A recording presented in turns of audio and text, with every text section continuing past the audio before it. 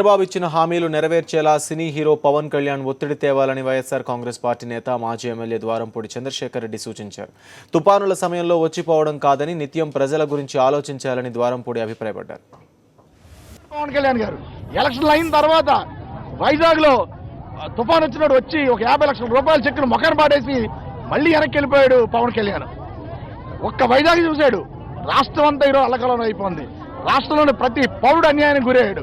ఈ రోజు రుణాల మాఫీల విషయం సంబంధించి తీసుకుంటే మొత్తం 95% ఆఫ్ ద పీపుల్ 95% ఆంధ్ర ప్రజలు ఎవరైతే నివసిస్తున్నారో వాళ్ళందరూ అన్యాయానికి గురయ్యారు. ఉద్యోగాలు రాని వాళ్ళు ఉన్నారు, అదేవిధంగా ఉద్యోగ పింఛన్లు రాని వాళ్ళు ఉన్నారు, పెన్షన్ రాని వాళ్ళు ఉన్నారు, రైతు రుణాలు ఉన్నారు, అదేవిధంగా డాక్టర్లు ఉన్నారు. అందరూ చూస్తే సుమారు 95% పబ్లిక్ ఈరోజు చంద్రబాబు నాయుడు వల్ల మోసపోయారు రాష్ట్రంలో. అటువంటిది పవన్ కళ్యాణ్ గారు బయటకు వచ్చి ప్రెసిడెన్సీ మానేసి ఏసీ రూమ్లో కూర్చోకుండా బయట రావాలని పవన్ కళ్యాణ్ సందర్భంగా కోరుకుంటున్నాను. జగన్మోహన్ రెడ్డి గారు పోరాడుతున్నాడు, ప్రశ్నిస్తున్నాడు.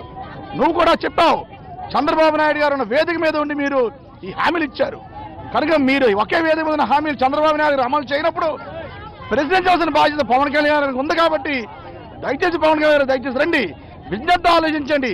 ప్రజల కోసం పోరాడే మనిషి అయితే అప్పుడప్పుడు కనపడగనే ఉద్దేశం మీకు లేదు అనుకుంటే ప్రజల్లోకి వచ్చి ఈరోజు మీరు పోరాడి చంద్రబాబు నాయుడు గారితో హామీలు ఇప్పించమని ఈ సందర్భంగా పవన్ కళ్యాణ్ సూటిగా ప్రశ్నిస్తున్నాను.